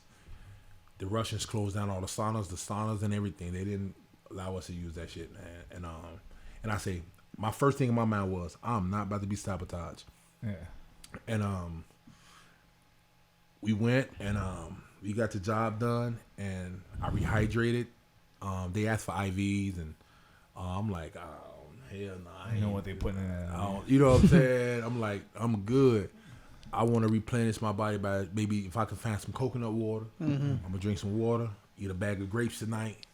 Give me a few bathroom breaks. I'm good. Bitch, that water was delicious. That water was so delicious. Anybody who tells me water has no flavor has never done shit. If you are exhausted, if you're sweating everything out, it's and the best you can taste the minerals in it. Yeah. I remember back in football, those 2-a-days in the sun, and then you get that water break. It's like the drinking gold. It's or like, just a breeze from a fan. Yeah, anything like that. A breeze from a fan. You like the simple things in life. Is there a Yoel Romero to your Darren Till? You know how Darren Till says does not want to fight Yoel Romero, and he's so happy he left to go to Bellator. Like, is there like one heavyweight that you're like, I do not want to fight that fucking guy? Romero, he's in Bellator now. Yeah. Like you look at that heavyweight, like I don't want to be across the octagon. He's one of my favorite guys to watch fight. Yeah. And also watch train. Yoel Romero wrestling training, it's ridiculous. Silva saw it. Talk about science projects. Like he's taking, each guy coming at him, he gotta stay on his knees and flip him. You know what I'm saying? So, but no, I don't. You'll take any of them, huh? I'll take any of them. I haven't seen really a heavyweight out here, just because of the way I physically train my body. Yeah. And how I like to put my body through hell before a fight. You know what I'm saying? I'm the one that say it's 150 degrees in the room. I'll come in a weight cut suit. Right. Not plastic, but like a weight cut neoprene suit, and just start doing pads and doing jiu-jitsu and working a bag. And they were like, man, you going to cramp up? I'm like, no, this is a big body. This got a lot of water. Yeah, you're a big dude. This body got a lot of water, so I'm not going to cramp up or anything. But I like for my body to feel tortured like that. Because when I'm in the ring, it's a different type of hot. Oh, absolutely. Is it? People don't get it. It's a different type of hot. It's a different type of. We're actually cutting weight in the ring. Mm-hmm. Oh, like again, I don't know MMA, but I know when I did my jiu-jitsu competition, like I said, we talked about doing the CrossFit workouts and that fatigue, how tired. Nothing ever felt the way I felt like in a 5-minute round in a jiu-jitsu match with that gi on and all that sweat coming out. So I can only imagine if I had to duck punches too. You know what I mean? If I had to worry about punches and kicks. Yeah. This is just me grappling. So you got to focus on wrist control, focus on guard and the head position and all that stuff. Yeah.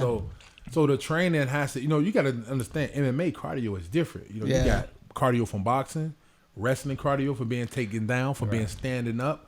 You got cardio from doing jiu-jitsu, getting out of it. Probably take about 5 minutes to get out of a choke, just trying to defend yourself inside of a cage. Yeah. And then on top of that, you got to focus on the distance, round after round. Well, just the mental aspect to it. Like once watching like the Darren Till Robert Whitaker fight, where he's talking about all the feinting. Right. Like that's got to be mentally exhausting. Like what's this motherfucker trying to do? Yeah. He's like thing I know. Justin faint was talking about is I don't know if like with all federation, but he's talking about the UFC glove. You have to squeeze to keep your hand closed. Yeah. And he goes, your forearms are just lit up at the end of the fight because you're basically doing grip drills. For the whole fight. to keep your hand closed. So what they do now with the gloves, because the gloves that I fought in, like AC, like LFA gloves is a UFC glove. It's just got LFA.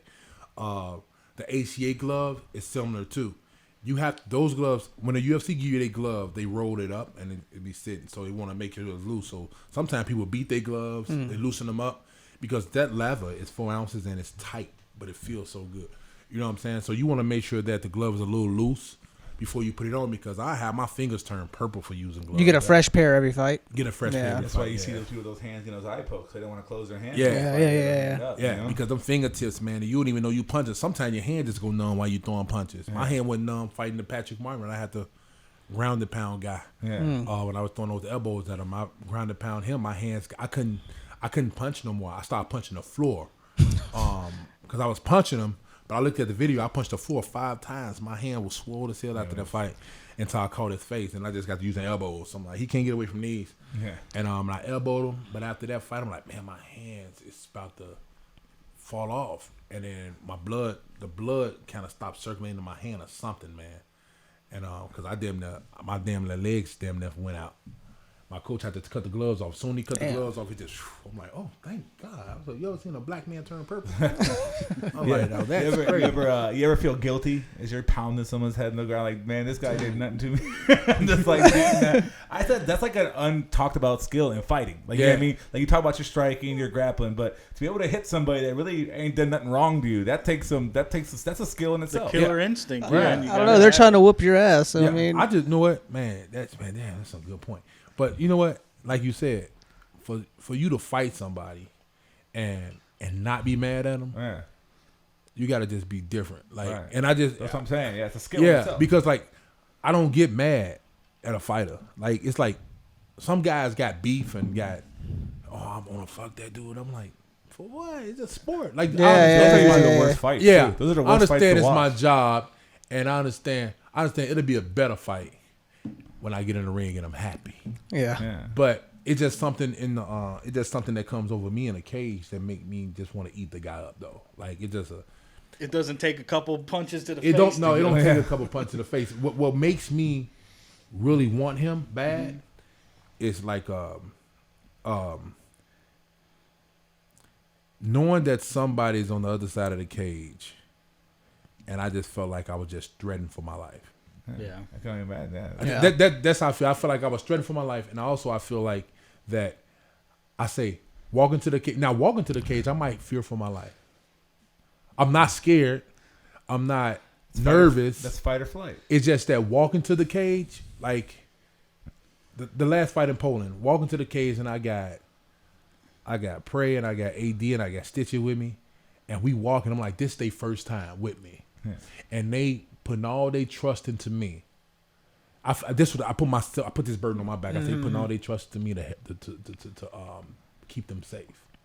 Yeah. I'm like, I'm the warrior, I'm the man, and these guys with me, these are my homies, and I put myself in a medieval time. Yeah, you would have to almost. What do you think? I had to think of like I have to protect Colosseum, these dudes you by know? any means necessary, Yeah. and I need to let them see me win.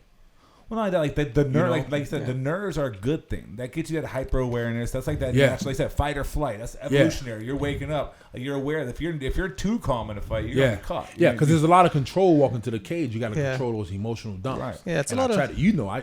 to, I have emotional dumps, but like me personally, like I tear up. Oh, it's weird. I tear up like when I feel it. Like we was in the back, and y'all remember when I was in the back growing up, and I don't know if y'all noticed, like I just get it, and it's something just come, and I just tear up, and I just be talking to myself like, oh, it's showtime, and I felt it. I'm like, but I feel it at the right moment. I don't force it. I don't ask for it. It just when it came. It comes right when it's time for me to get staged. And once it came, I walked to the thing to be staged, and then when they called me out, I started walking. And I was walking to the cage, man. This is an experience that, man, I'm a miss. And walking to the cage, and it's just like you go from it's like a closed cup. And then when it come out, it's like that's the feeling. Yeah. Like you walk out that room, it's like people there. They there. People, everybody want to touch you. Everybody want to try to get over the barricade or touch you just to see you, and you looking like, man, I'm just Daniel. You know what I'm saying? But these people want to touch you. They want to, and they feel your presence. And I feed off all that shit. So when I walk in, and I just can feel everybody want to see me put my hands on somebody.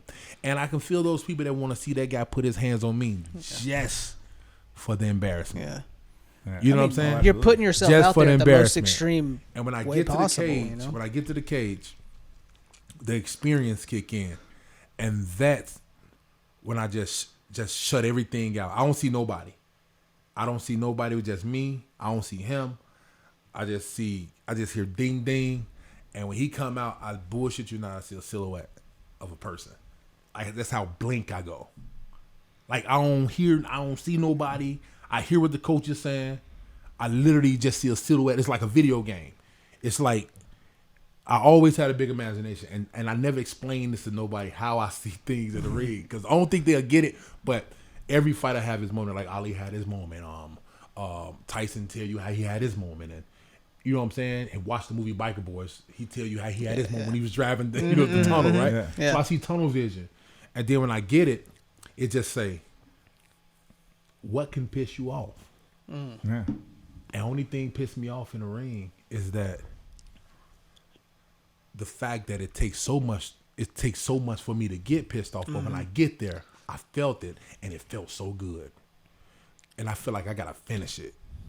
You get what I'm saying? Yeah. So when I enter that zone of being like fucking crazy, it's something that I want to just capitalize on. I say, oh man, I like this feeling, you know, but it's for the good. It's not for like I want to go kick somebody else. Yeah. It's like I got this feeling in the ring, and I want to see what it feels like to get the victory. You know what I'm saying? Yeah. So when I get it, and God forbid, man, I don't hurt nobody in the ring. Yeah. But damn, it feels good to get that release, though, right? The shit that you feel coming through these hands and how you just inflict that pain pain on somebody. And that's why I put that pain as my passion, punishment my profession. Yeah. You know, and it's real.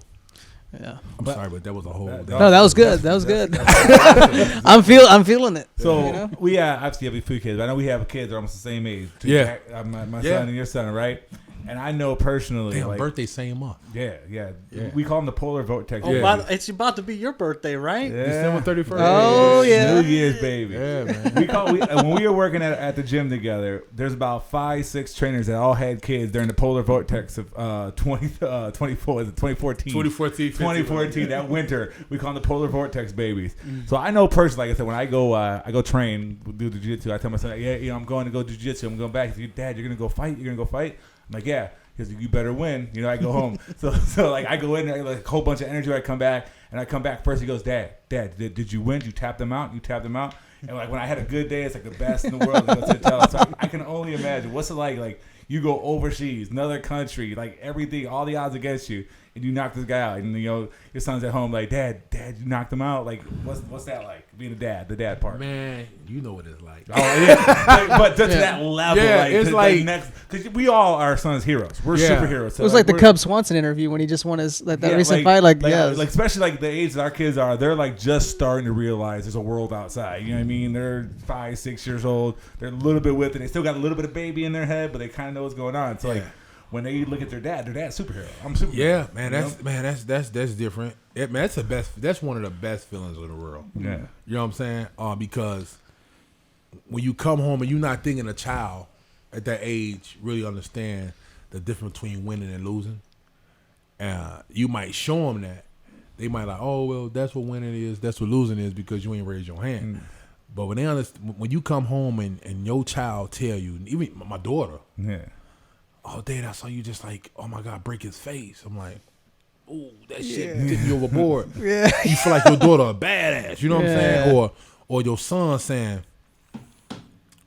Daddy, look, your son come home, your son doing a predator stance. Yeah. You know what I'm saying? Like this. Well, I see him throwing some hands on the social media. Yeah. He's got some hands. Yeah, I'm gonna make sure he rich before he's 19. Yeah. You know what I'm saying? Take care of I Daddy. told my son, I said, you could be a millionaire at 19. You know that? Yeah. He said, how? I say, throw those hands. You know what I'm saying?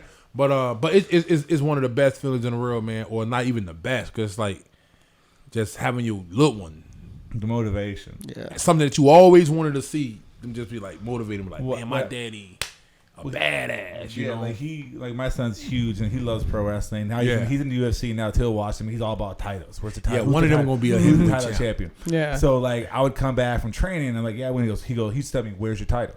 You won. Where's your title?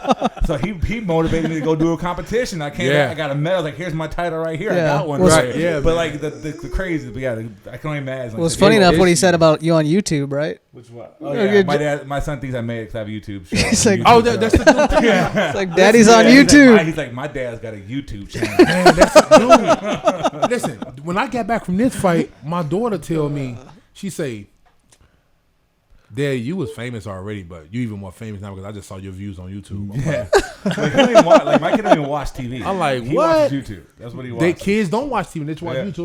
I'm like views. So I'm all important. I'm telling my boys, I'm like, hey man, look at these views on this. Look at these views on that. I gotta get these views up. Views up. Sure. I look at on ACA wheels. I'm like, 70,000 views in like an hour. I'm like, let's go. You know what I'm saying? So I try to. I found different ways to tie all that stuff together so I can get all the credit. But no, it just feel good that you get that from the shorties and from the kids or just your friends. When your friends know like been around you all your life, and then they know that grow up. We grew up playing ball, playing basketball, and I used to sit on the bed with my homies, And we playing video games. We was just sitting on the bed playing video games. Not we weren't hugged up on each other and shit. Yeah, sure. These homies on the bed. Sure. No judgment, bro. It's cool. No, but no, it's all if good. anybody's got a problem, they don't want to come at you anyway. So. No, just being growing up and just and becoming teenagers and being in college and all coming back together. Me and my homies used to sit, watch sports, and watch all the Kimbo fights in the backyard, and they not understand that like I was like low key like doing things on the side just to try to work on this MMA thing, and because I was working on this MMA thing years in the making.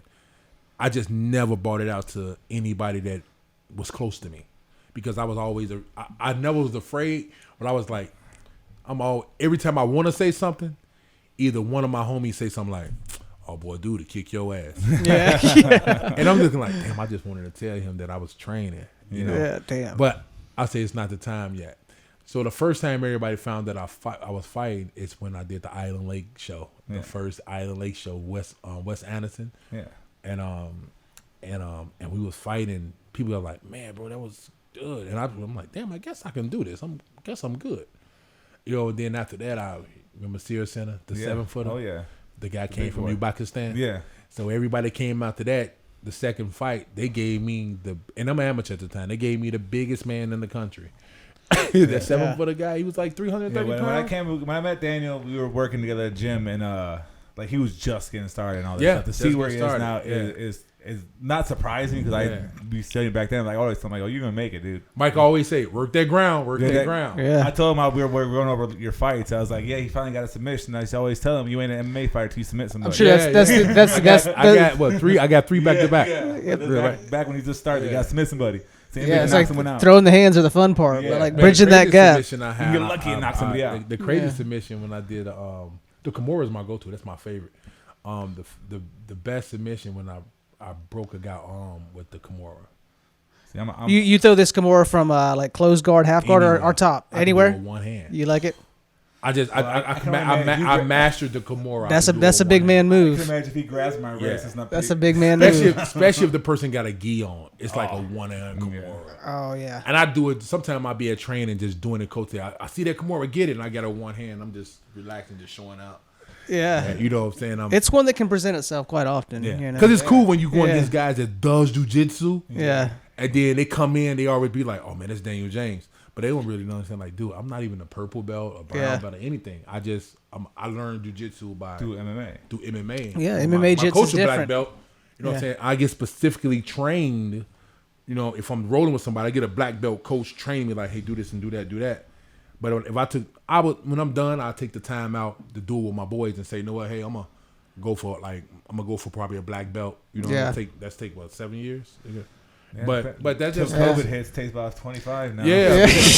But they're just like something that I like to do. Like like Mike said, he's doing it, and now his boys gonna get into it. So that's something that I like to do because I plan on my boys.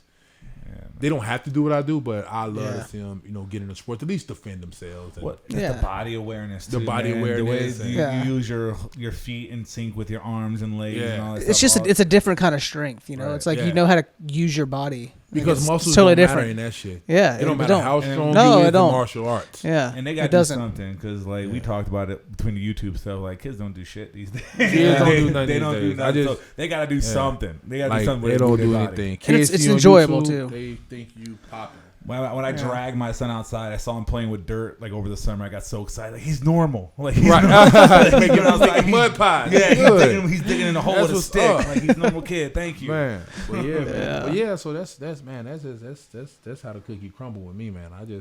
I take it day at a time with the training, with the fighting, and hell, I get a call tomorrow. I'm ready to go. I'm looking to go in April. I will go in March, as long as it's not in Russia. I love to go back to Poland, love to go to England, or where do they all fight at the ACA? Oh shit, they all through Europe. All through Europe. They fight all through Europe. You know what I'm saying? It's fucking crazy. It's huge. It's like, I bet I have those fighters over there in Europe fighting for ACA or KSW. I know KSW. KSW is the shit. Yeah. This is what they do. Right. This is like over here we say, hey, I'm going to the NFL, I'm going to the NBA. And then they become over there, their soccer goal or is to fighting. Fight. Their goal is to I want to fight for ACA, I want to fight for KSW. Or weightlifting. Or weightlifting. They want to fight for those things. They want to do those. It's like go to Brazil. The first thing you get is a gi. You know what I'm saying? They value like the international sports way more than the international sports. We're things way that better team sports. Things that you can put in the Olympics. Some judo. So you have to really be they'll put kids there like at 12 years old. Like, oh, you got a good body for weightlifting. That's what you're gonna do. They got kids doing traditional Thai fights and fucking. It's big in their culture though, right? 15 years old, they got 100 fights. But you got to think about it. Their country supports that. Their country is putting everything behind that guy. The guy that I fought, Mikhail Martinique. Listen, man, the guy was a great sportsmanship. He's a good guy. The guy, I just good luck to him on his career and whatever he do, what else he does with it and what ventures he take. But I just think this what he took from this fight. I think he took was the experience on the fight against more of a veteran heavyweight that understand when he see danger, and I just think he could just take that and learn from it. And I think he's gonna be good. I think he can probably drop to 205. Yeah, he looked a little bit on the leaner side. Yeah, he looked leaner. A lot of muscle too. I was talking about you can cut muscle. That's all water. Muscle's all water. And we know sometimes. Yeah. All that extra muscle doesn't always pay out though in the MMA world. Yeah, right? but you got to learn how to control that. Exactly. Muscle. That muscle endurance. It's different. That's why he's. Man. Oxygen. But it was different. Just staying in shape for the thing. You know what I'm saying? If you look at an a LFA fight, you can see the conditioning that I was in for that. LFA was my man. That was like those last few fights I had in the U.S. was the best. Was the most fun I had with MMA. As of now fighting at ACA now, I'm having fun again. But I haven't tapped into that fun yet that I have for ACA. Ed Soares is a beast, and Mark Berry and them, the way they did that promotion. Man, the platform has been open for so many guys from Chicago to fight on that card now, and I think I had a lot to do with that. Showing them that Chicago have heavyweights that can come and perform at one of the highest levels. You know what I'm saying? Mm-hmm. But the thing is, what do you do with it when you get it? Yeah. You got to take advantage of every opportunity you get when you get in the cage, because the thing is, you train 10 to 12 weeks for maybe a minute, for maybe a round, or maybe 3 to 5 rounds. You don't get that time back, so you got to do all you can. You will never have no regrets about your fight if you understand that you train hard enough. Mm-hmm. If you know you was ready going into that fight, and you know you train your ass off, there's no reason for you to ask somebody what do you think about this fight. That's a sign of weakness. Yeah. Even when I'm sparring, I'm training. In my 5 minutes on the clock, and I'm sparring like 6 to 8 rounds. When I spar at least 8 to 9 rounds, 5-minute rounds. You know what I'm saying?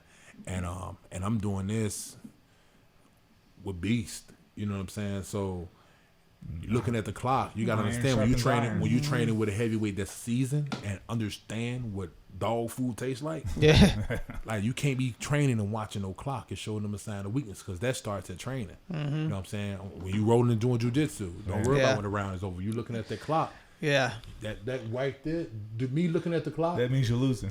It means you're tired. You're tired. I was on the ground at the end of the first round. Yeah. Me doing this. Because the thing is, I should have just listened. I shouldn't have looked. You know what I'm saying? And that got me clipped. You know what I'm saying? So, but if you really know that you gave it your all in your training camp, and you can't let nobody interfere, because anybody can fuck that up for you. Coaches might not be around. Coaches might not be going to a fight with you. You know what I'm saying? But you got to understand, like, at the end of the day, Daniel James know how to fight, but it's about an athlete has to know how to put it together.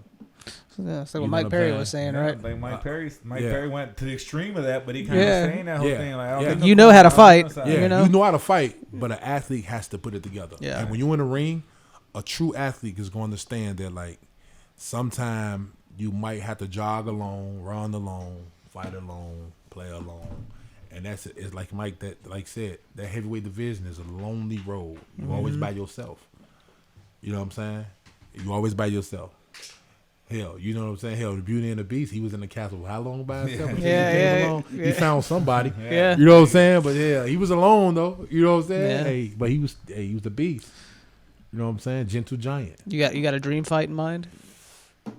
Tomorrow they said, hey, you can fight anybody you I want want. to fight against Ruslan, the guy that I fought last year, went to decision with. I want him back. Okay. I believe that. He just did he just lost he got knocked out, I think, right? I think he got knocked out. I fought against him last November, and I took the fight on a quick notice. And I hope my manager see this podcast. I hope ACA said, a lot of people see this podcast. ACA said, because we gonna make sure that. But I want Ruslan again because there's no way he can go fight for the title. He has to come back and go through the roster again. So after I go and fight this guy that's number 4, which they should give me him, it'll be great for me to fight Ruslan again because I give him time to rest up and we can fight. And by the time we fight, I think we know who he wants to fight. But I want him back. You know, I want him back. Like I said, no bias in that. I watched that whole fight through. I don't see how he got a UD on that one. There's no way. Like I said, you had him press against the cage for at least 3 to 4 minutes per round. I couldn't count one hand how many different strikes he's throwing. I don't get where that. It was an all kick fight. Yeah. It was. You know what I'm saying? But you know what? I was in Europe though, Mike. Yeah, I was in Europe, and if I was over here in America, Chicago, maybe they would have said, "Hey, this the home. This is American. Let's get this to Daniel." But you know, if you satisfied after a split decision off a win like that, good luck. Yeah, because you got to see me again because we in the same work league. You're a colleague of mine. Yeah, it's an interesting way to look at it. You're a colleague. We're the same circle. Yeah, kicking colleagues' asses. You know what I'm saying? But you know what? But fighting brings a different brotherhood, though. You yeah. know? I never been a part of anything that I can just beat somebody up and just say, good job. Yeah. You know what I'm saying? Well, you're the only people that can understand your life.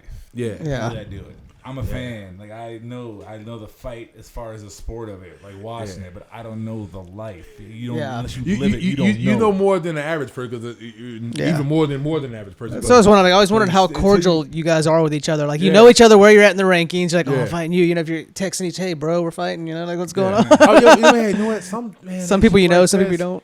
Like the thing is like I messaged the guy I was about to fight before. I'm like, man, we gonna fight. He's like, cool. We're like, man, let's put a show on for these people. And it's like, good job, you know. I get people asking me all the time, how do you become friends with every damn body you beat up? Yeah, I'm like, well, Daniel becomes friends with everybody. That's like, I'm like, I've had many conversations with Daniel, so it's comfortable. Like you can see, like he's talking to us like we've known all of us. Daniel's best friends with everybody. Right. That's what it is. Man, dude, it's a sport. Like, you can't get mad at nobody because you did this and whatever. You know what I'm saying? But the thing is, like, I just get irritated. You know what? I get irritated by things when people ask me silly questions or like, hey, bro, you do MMA? Do I do MMA? What the hell is that? You know what I'm saying? Hey, you do UFC? Like, that's probably the worst. Like, do you do UFC? How do you do MMA or do? Well, no, I get the same questions for doing jiu-jitsu. It's like they think it's UFC. Like, no, you do UFC? I'm like, no, y'all gotta understand. So nobody punches me. It's only one piece to a 1,000-piece puzzle. Or they say, maybe a corner of it. Or they say something like, oh yeah, my friend do that. He do the MMA thing. You know him? His name? I'm like, you know his name? Shirts. He wear affliction shirts. You know his name? I'm like, do I know his name? Buckled jeans. So I asked somebody the other day, I said, what's his name? So and so. I'm like, all right, let me tell you something. What I do is totally different from what your boyfriend does. What your boyfriend do, he's doing it to be cool. What I do is a whole different ball game. Like, I'm fighting. I'm like, it's training involved in this. You know, just because somebody go to a gym and hit some pads, and you saw him train at an MMA gym and they spar with somebody, gym. That don't mean he had the UFC gym and he's like, he trained at the UFC. Oh, you fighting this guy? He at the UFC gym. No, the Apex Center is in Vegas. Yeah, you know what I'm saying? Like, you know what I'm saying? But that's one thing you have to humble yourself in the sport. Be like, people really don't know. Yeah. You know what I'm saying? Well, I got to say that, like, if you piss Daniel off, you must have did something crazy. Because, like I said, this guy is a gentle giant. He gets in that cage, he'll tear some people's heads off. But on the street, talking to him in person, he's one of the nicest guys you meet. I mean, the guy marries people. Like we weren't gonna get out of here without talking about that. Like this man will get you married. Like that's crazy, man. That was a crazy moment for me too. Man. How did that come about? Oh no, man. I just been friend like I've been friends with people so long, man. And a client that I trained, a friend of mine. Her name is Andrea, and her husband's Andrew Bremen. Let me fix that. Brenman. She probably killed me after saying that. But she's been a part of my life for like 8-9 years, man. And she's been like a little sister, you know. And for her to come tell me like, me and Angie want you to marry us. I'm like, you say what? I'm like, you talking about somebody who just got you probably just chilling the night before under the influence. You know what I'm saying? You know what I'm saying? So I was just like, I'm like, oh, you sure? She like, yeah, we want you to do it. So she gave me the whole spiel on why she wanted me to do it. And I said, okay, I'll do it. So a whole year went by, then it was time for me to do it in September. I'm like, damn, I gotta do it. Oh shit! Most men thinking like, oh man, I gotta do this. So I'm thinking about, oh man, am I in shape for it or am I gonna be on camera? I'm like, man, how this sweater gonna look on me? I'm gonna be on camera with them thinking like, oh this. So I did it, and it was bittersweet, man. She cried. She was happy.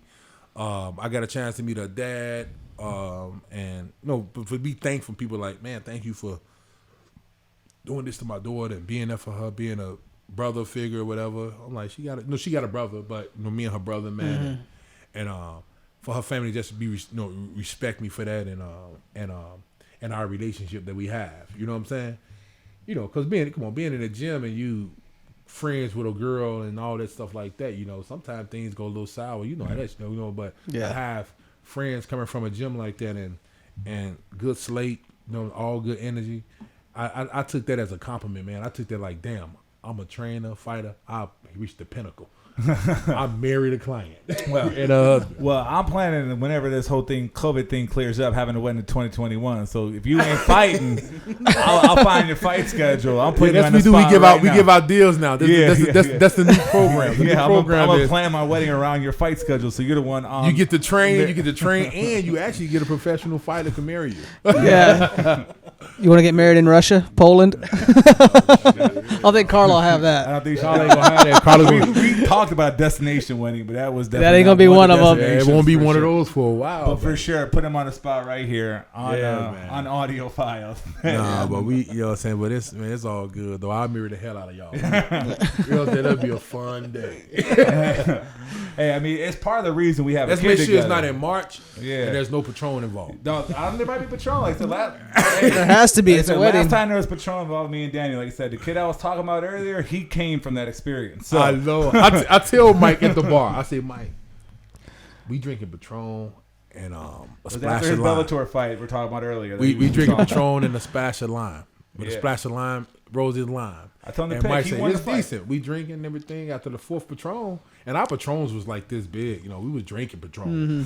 Well, our shots was drinking shots. We was drinking them. And I looked at Mike and said, you and Carlo together. We had really kind of just started. They had really just started. Like being out in the open about dating. So, and I said, well, I'm going to tell you like this here. A little bit more of this Patron tonight, y'all going to have it's going to be a baby.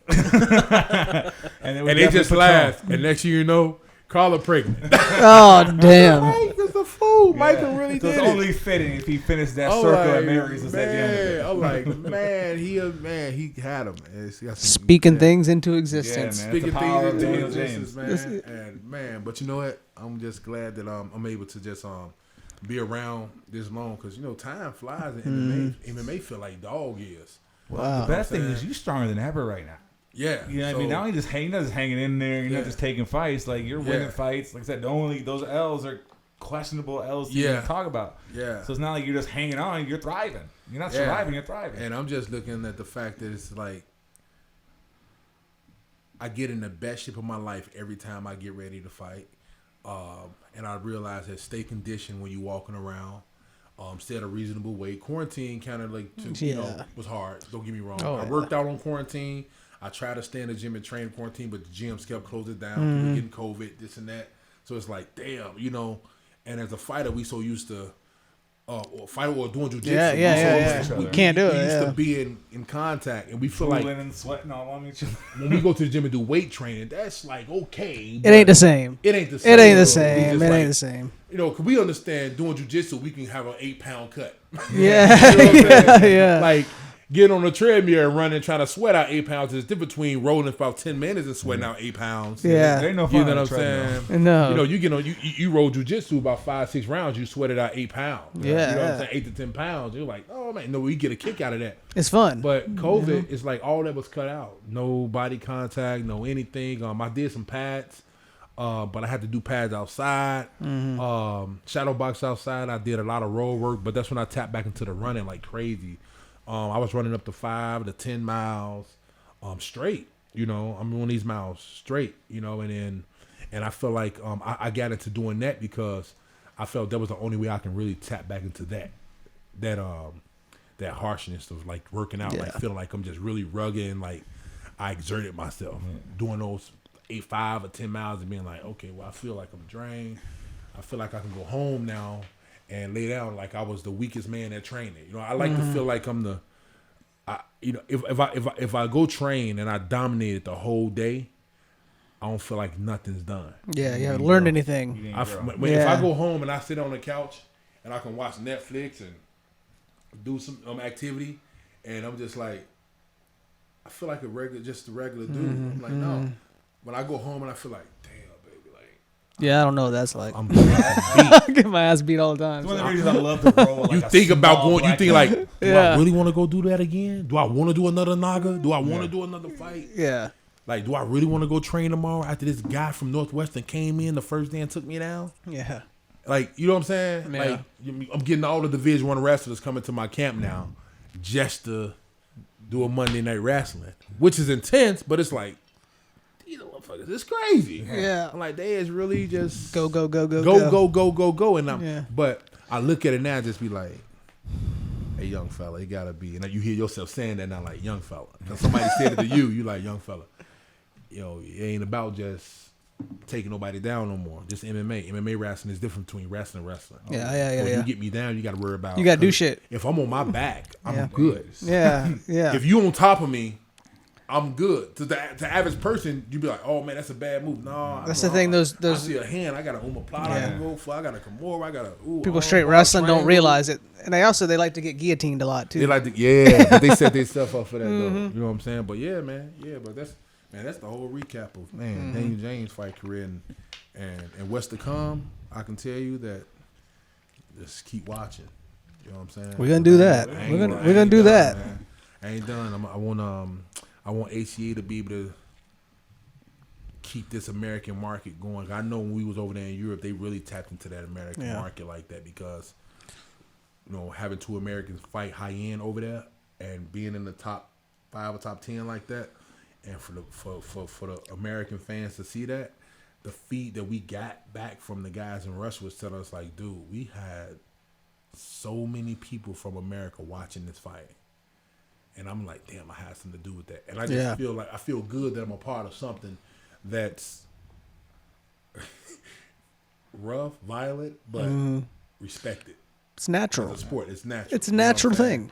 You know, and it's a way of us expressing ourselves. You know what I'm saying? But like I said, this sport ain't for the tough guy. No. It ain't for the tough guy at all, man. No. Man, this shit. You gotta check that. You gotta check that ego. Man. Check that ego, right? Yep. Humble beginnings. You'll have some setbacks. You gotta be humble. What would you say to the 15-year-old kid who like thinks he might want to be an MMA fighter? What would you recommend he do, or the path he should take, or you know, I want. He sees you. He goes, man, I see something. I see myself in you. You know, I want to be that fighter that raises. You know, you're 16 years old. No, man. Beyond, I mean, I just tell them to buckle up, man, and whatever comes with it, take it with a grain of salt, and just stay focused. And stay focused on the path because he's 15 years old. He gonna have some times that he want to go and not go. One thing you got to worry about with the young guys is that they might not fully commit themselves to it. You know what I'm saying? Just because of the environment or whatever they're around. Because over here in America, we got so many things that can pull them in. One kid is not going to focus on one thing. But I think if he focuses on the martial art aspect, he'll be a better athlete in any other field that he anything that he plays. Body awareness. Football, Yeah. basketball, baseball. He'll be the best athlete out there just because it don't matter. Whatever. just because he discovered so many things with his body, muscle fibers, quick twitches. Like, you know what I'm saying? Like everything. You know what I'm saying? Right. So I just said, just keep working hard, man, and then everything else really with that falls up on the parent, because the parent have to be there to support them and let them know that, like, this can be a confidence killer. This could be something that could really kill your confidence. You go to a tournament, or you go to a kickboxing tournament or jiu-jitsu tournament, and your kid, he lose 3 to 4 times, and you study putting him in these tournaments. He like, I don't want to do it no more. But you gotta let him know, like, hey, the best in the world lost. Come. Right, they're gonna come. There's no undefeated heavyweight on the planet. The first skill you learn in jiu-jitsu is how to tap. Yeah, that's the first thing you learn in jiu-jitsu. So I just think teaching the kids that failure is always there, but it don't have to be an option. You know what I'm saying? And that's what I tell any 15, any 10-year-old, any grown ass man that want to get into. I got guys that's 25 years old want to get into MMA. But the thing is, I just let them know, if you're a grown person getting into MMA, understand that the foundation has to be different. Still make sure home is good. Because it's gonna take you away from the lady a few days, or some time. It's gonna take your time. You might forget to show up to the banquet with the girl. You might forget you can't make it to the birthday party, or you can't make it to the best friend birthday. You can't eat the cake. You can't eat the cake. Yeah, you know what I'm saying? I'm not better than you because I brought my chicken. I'm not better than you. And you know your woman is Spanish too, so you know you gotta eat when she take you to her mom house. You go to a Spanish woman house and they parents actually offer you food and you don't eat it. It's gonna be something. Hell to pay. Yeah, it's gonna be hell to pay. Ain't no saying now. He don't want to eat. He don't want to eat. What the hell's wrong with him? I don't want anything. But my mom said, you gotta eat, babe. I can't eat it right now. I got a tournament tomorrow. And like, okay, he said he can't eat. Yeah, you're gonna have some major social obligations. Yeah. So when you're done, but overall, man, all that, man, just stay focused. Just stay focused. Get in the gym, and just be there for him, though. You know what I'm saying? It's because it's different between starting it at 15 and then you starting at you 25. 15, you got time. 25, you got a little time, but you have other.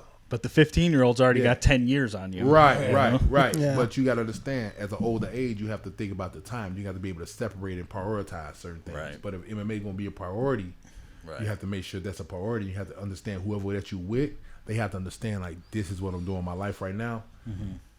I don't mean no harm. I don't mean to be, you know what I'm saying? But I'm not being selfish, because we can rub off as being selfish. That's probably the biggest one, right? Yeah, we can we can rub off as being selfish. Right. Because we always train. Oh, he's in it. I get it all the time. You know, I got a few friends that know exactly what I do.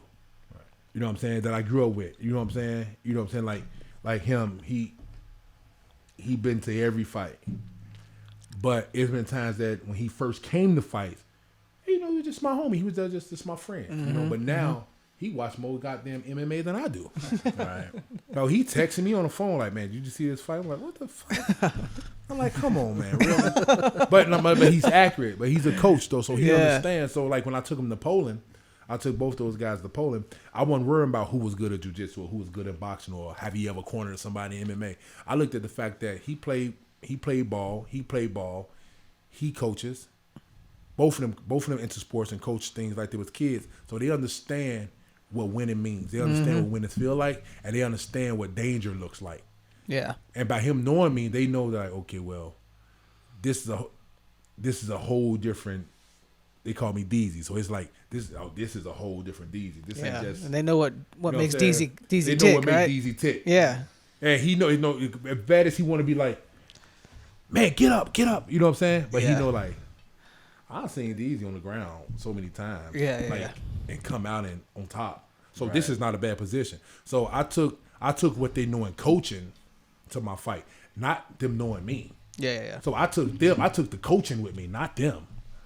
Right. So I wasn't worried about the fact that, like, you know what I'm saying, you won 1 million games or whatever. I took what you learned from coaching to being in the cage with me, because that shit different. You know what I'm saying? When that cage open, and who got to run in and tell you something? Hell, he had to massage my leg on national television.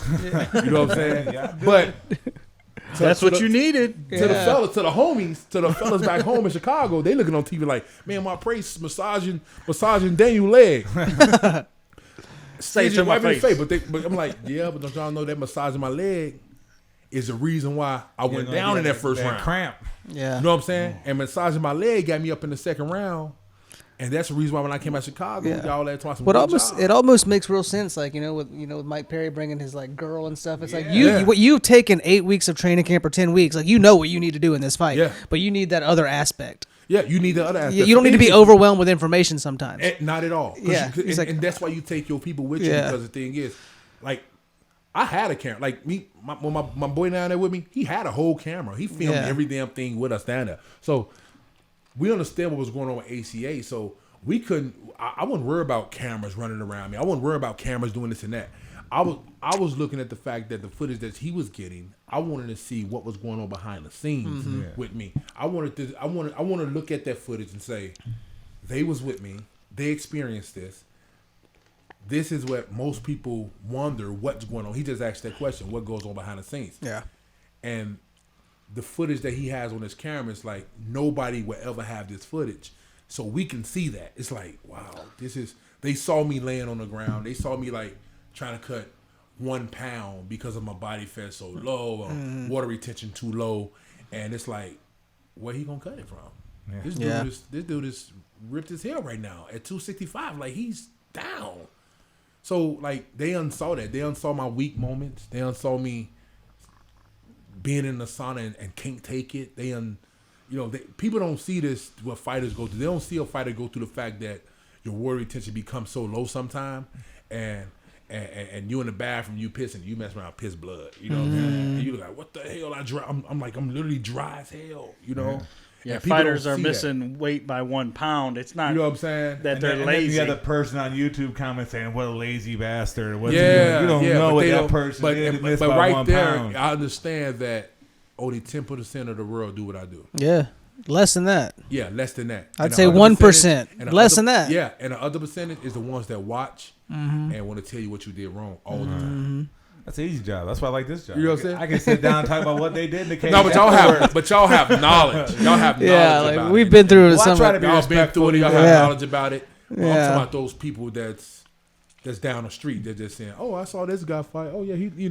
Sometimes people would just be a fan just because they friend know you, or you know what I'm saying. So it's just like, or that person just walks in, they see one person won, one person lost. Like, oh, that guy sucks. You know, or you're like, no. There's so much that goes into what just happened. You have no idea. Yeah, man. You know? So that's what it is. So yeah, man. So that's just an overview of everything. So I look, from this training to just being in the ring, or just the oversee of life and how people look at it, and everybody want to do what you do, and you might not want to do what they do. They're just the game. You know what I'm saying?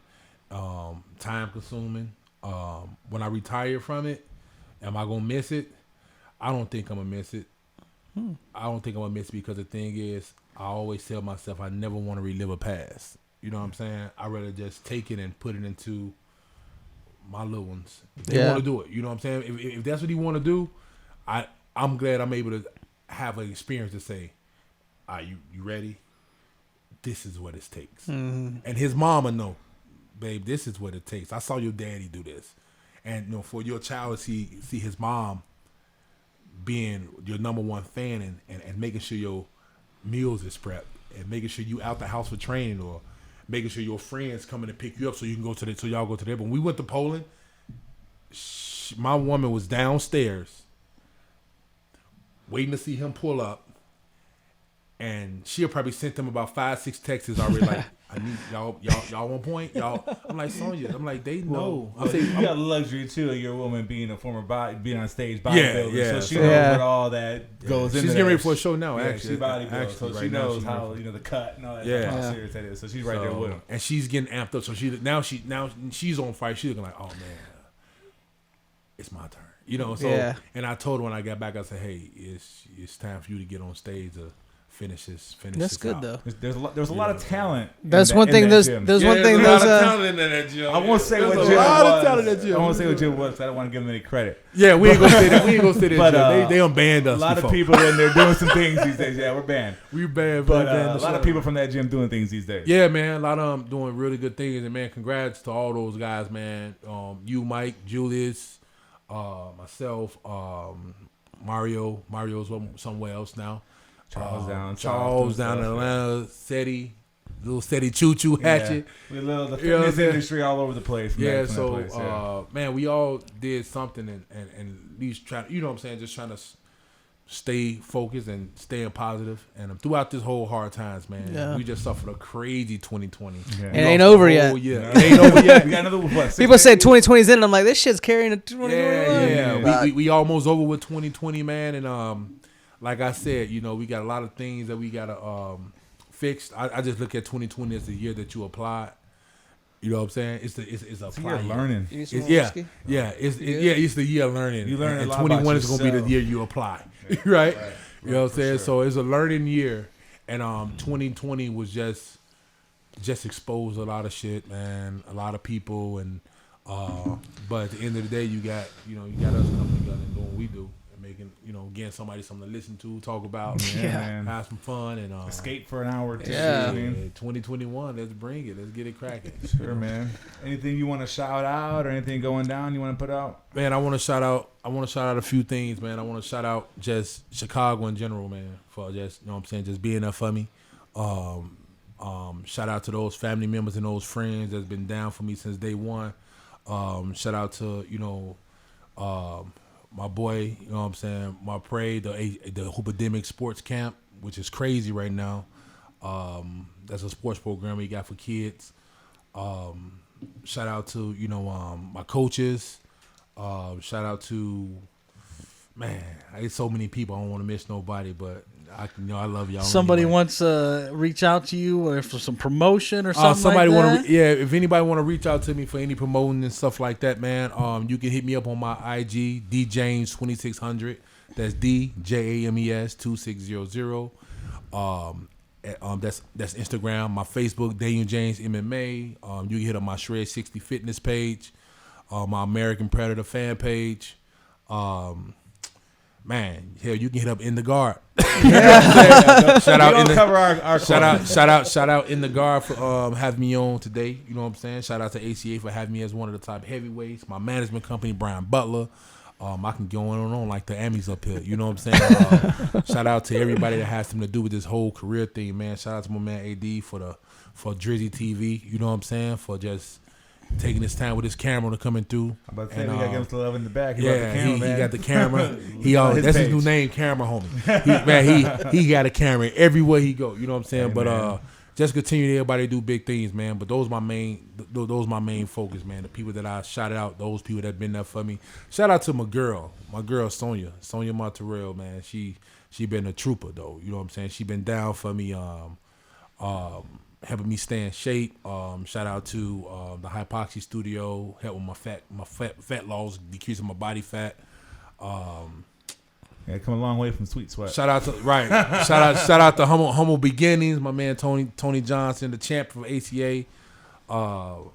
Man, that's it. If I missed anybody, man, don't charge it to my heart. He'll be back. He'll be back. We'll get him back on here. Once he gets that next W, we got to get him back in. Yeah, that next W, we definitely got to get. Well, real quick before we go, we haven't had any fights happening right now, but there's a little bit of news that came out, and I'd just like to hear everybody's thoughts on just a couple minutes here. We've got the announcement of the Adesanya fight. How are we feeling about this? Well, I kind of alluded to I tipped my hand in the beginning of the show before we started recording. I'm not betting against Izzy in any fight. Yeah, I think I'm going to take... Hold on. Who's he fighting? Jan. He's fighting Jan for Jan at 205 for the title. Yeah, the current leader. What really, obviously Izzy is like next level striker. Let's hear it. Izzy's next level striker, man. He's That's at the pro talk. What am I doing? Yeah, let's let Daniel talk. We talk enough. Izzy is a next level type fighter. He got a lot better, man. Especially his kickboxing days over in Europe. That loss that he had was nothing compared to what he's doing now. Full blown martial arts, and I'm with Izzy on this fight. Yeah, the way I see it, like Jan's best shot of beating Izzy is knocking him out, and he's not going to knock him out. He got to catch him. Like if Jan was a great grappler, I might give him a shot. If he was a wrestler, to get him down. But like his best shot is on his feet. You're not touching his style plays into Izzy's strengths. Right. Yeah, Izzy's going to hit him with a counter. Yeah, put him out. Yeah, can put him out. Like, do you think Jan hits harder than Costa? I don't.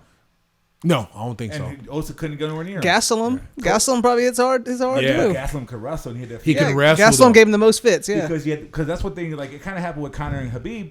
Like Conor was worried about the wrestling takedown, so it made him look weaker on the feet. He really Conor has no wrestling, no condition at all. But Conor out of the second round. Give some guy credit when they're going against Khabib. That's a different level. Yeah, that's a different thing. Wrestling bears as a child. So, but baby bear, grown bear, I don't care. Yeah, so I mean, if Jan was some great.